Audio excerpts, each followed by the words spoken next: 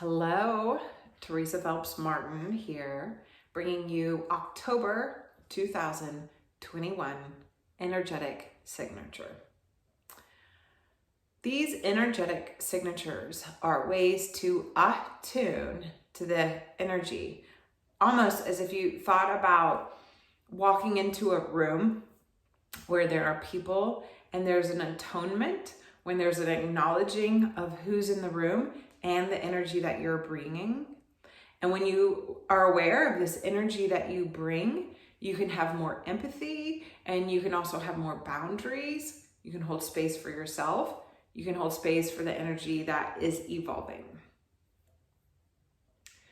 The idea of recognizing the energetic signature is to help you feel more of a rhythm, more intention, more of a sense of meaning or purpose as you embark on this next month, okay?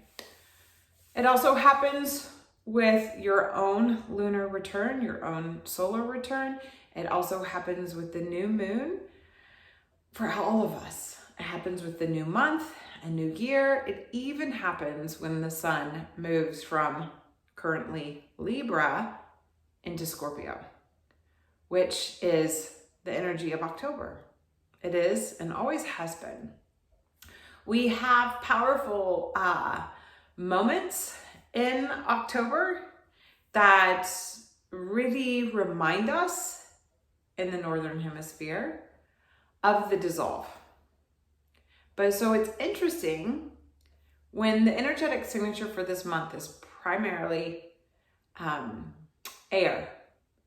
It is this emergence of air, this idea of new beginnings, new relationships, because we've integrated, we've brought together, we haven't separated, we've actually integrated and collaborated with what's been presented to us. And as we move through this journey, we actually find ourselves in relationship. So in the idea of being soulful, or so fully you, the idea is to integrate and collaborate with your inner world and your outer reality, and work with that energy in a way that you can really embrace a new beginning. Now, the catch to all this is that we're also at the end, right? We're in the last quarter of the year. We're moving into closure of 2021. So we're initiating the end. And what's our relationship with it? How can we resolve to our goals and our ambitions that have or haven't come to fruition? So all of this is in that idea of being more contemplative, right? In our mind, but we also want to go deeper, okay? We want to go into that depth and actually get a little vulnerable. So when we do the energetic signature, we look to where the planets are in the heavens.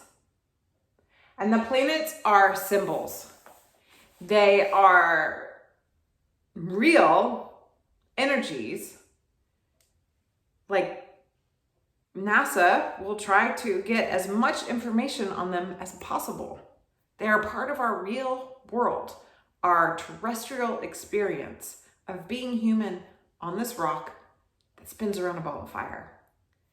And so if you go from that vantage point, and you go from this higher perspective of realizing that we're in a dance with life, and we have the macro and microcosm, we have the inward and outward, we have the material and we have the spiritual. That's what we're integrating.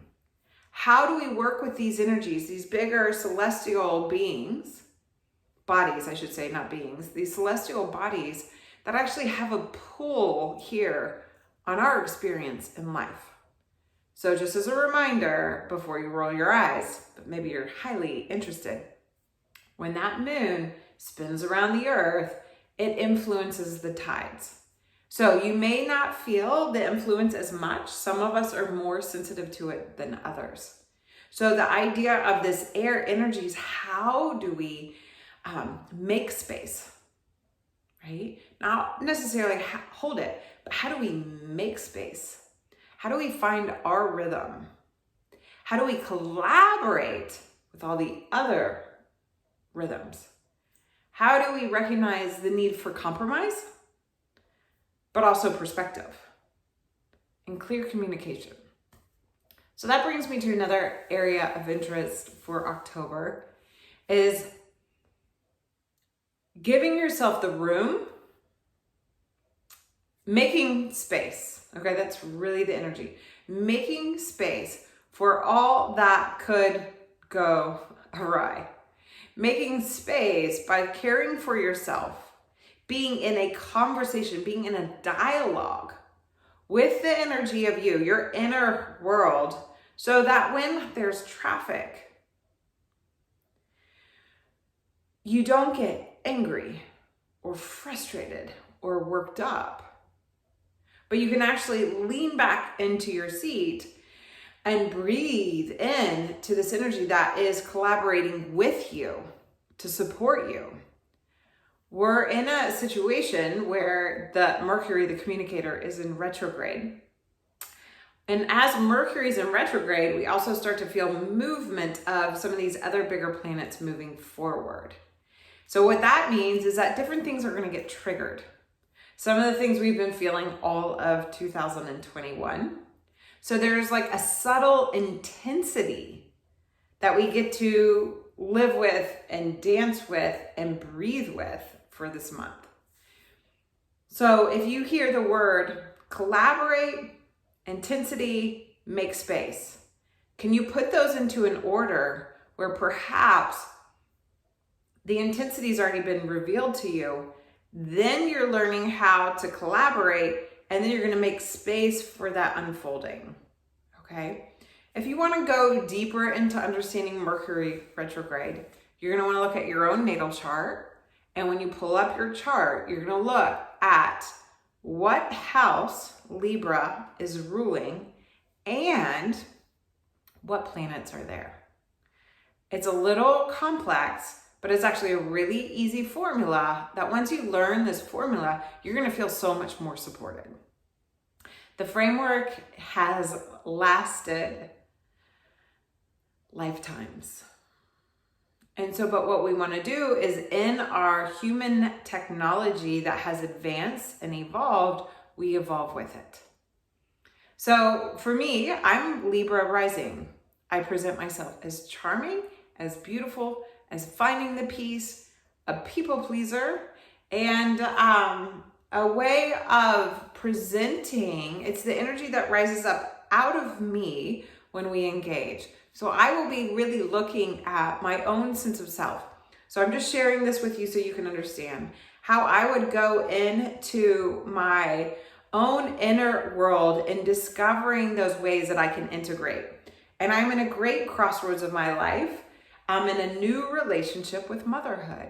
So how can I really embark onto this journey of self-discovery from a vantage point where I can recognize the subtle intensity, that I can collaborate and make space. And so in that, I have the boundary. So as I move through the flavor of the month, October is a big month in our house. We just like fall, and my daughter will turn 5 at the end of the month. So we have this initiatory energy that we can look at our own personal signature and understand how that comes forward. How are we communicating our needs? How are we cultivating boundaries to really make the space for ourselves so we can cooperate with one another? And I'm saying all these things, and it seems a little silly to be saying it. However, that's the flavor. But there's some little caveats here, okay? So if we know that we're here to collaborate and make space, okay? We want to also, I am looking at my notes, we also want to build trust, okay? We want to cultivate a rapport with the relationships we're in, the relationship we have with our life, with one another, with our soul, with our being, with our purpose, the meaning we bring forward, the intention. All of this is emerging because the subtle intensity that is here this month is asking us to what did I write down? We're integrating into a new way of being. That's the theme for October. How can you make space to hear the messages, to cultivate your relationship with your soul, to be in that land where you can actually be more mindful and more present and more soulful? And more soulful means that you allow for emotions. You speak your needs. You recognize how you can be pleasing for yourself, because if you're not happy, the world is not happy. What we want to do is watch our tendency to blame, to point the finger. Each of us have a responsibility. And this responsibility is a big energy that's coming forward of how can we be responsible for future generations. If you've read any of my daily offerings, or lunar blogs, then you know this future generation energy is really important. And how do we carry forward a technology that can support a new way of being for generations to come? I'm not saying this just because I have young children. This is how we need to operate. We're very in a time of being very self-centered, self-righteous, and we're forgetting that we all live on this planet together. In that, this is the energy of air. We are in relationship with this planet, with the world, with our neighbors, with the people across the world. Thank you, World Wide Web. Okay. Now, in this idea, kind of what we hear a lot with cardinal air energy is balance. And balance in the idea of recognizing there's two sides to everything. Balance in our perspective that we're not the only one. But you are the only one. You are the only one that can speak your needs. You are the only one that can feed yourself. You are the only one that can get yourself out of bed. That's a lot. And when we're faced with a reality that's under so much transformation and renovation, if you will, the renovation of humanity, how can you tune in to how you're being a witness and how you're participating and how you are recognizing your role in the collective? So this month, we're going to have a new moon on October 6th. And this is a Libra new moon. It's going to be conjunct Mars. Mars, it just keeps coming up. Mars is our passion, how we go after what we want. Libra is rules the kidneys. So I'm just putting that out there to pay attention to kidneys. It is that part of your back body. Like maybe it's just getting into the back lower part of your lungs and caring for it and breathing into the depths. Because at the end of October, right, we will move into Scorpio season. It's still a lot of air energy this month because Mars is in an air sign. Mercury's retrograde in an air sign. The sun spends most of the month in an air sign. Jupiter is in an air sign and Saturn is in an air sign. So the great social regulators, Saturn and Jupiter, are the energy of expansion and contraction. They're in this land of the public's eye, our hopes and dreams. They will both be going direct They've been in retrograde all summer, and they will start to move forward at the end of the month. So we're still in this stronghold energy of air, okay? We also have these big contenders, Uranus and Pluto. Pluto is the renovator of all of our structures, all of our governing structures. We don't have to explain that one, right? The responsibility we have, and we have to wake up to, we're responsible for one another. And that's kind of being mandated in the world right now. And so then we also have this energy of Neptune, which will continue to dwell in the land of Pisces. It's been here for a long time. So this delusional energy is really strong, but so is the energy to imagine, to dream, to connect to your sense of spirituality, to be soulfully you. It's highly supported. It's just you need other people, which brings me back to cardinal air of Libra in this new moon and this energy of balance. It's not about even Steven all around, although some of us have a very strong need for that. It's more about how do we see the dance and find the rhythm of not mastery. Because mastery means control, but rather of marveling and being in a relationship where we can understand, like, wow, we're highly contracted right now. Finding balance means you allow for expansion. Wow, we're so narrow and limited to our own viewpoint that allowing for expansion means we actually listen from a witness to from a different perspective. We listen to other ways of being. It doesn't mean we agree, okay? But we find the rapport, we build trust, we find a resonance, and we resolve. We resolve to see things differently. And that's the opportunity. Is there's a great spiritual teaching, the many and the one. And in the many expressions that we have, there is still the one great truth. And so we build trust in our own truth. We find our center. We learn to live more centered. So when we feel like we've moved out of our lane, we come back into our lane and we forge ahead. But we're respectful of the other passengers in the car or the other cars moving quickly. Coming back to this traffic notion of how are we traveling? How are we on a journey of life? And recognizing that it's not the destination that we're headed for, but it's how are we engaging? How are we relating with that energy? Okay?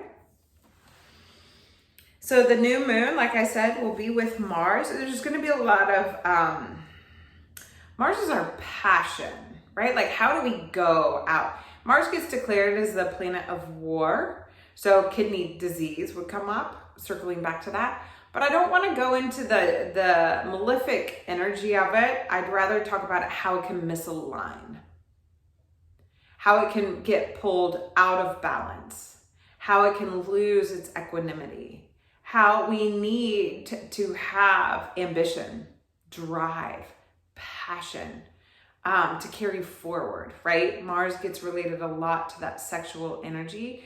But how do we do it in a way that is in rhythm with our own soul? So we have that new moon on October 16th. We have a full moon in Taurus. Okay. Where is you? That's funny. Sorry, not in Taurus. We have a full moon in Aries on October 19th. We do have the full moon in Taurus is an eclipse. I'm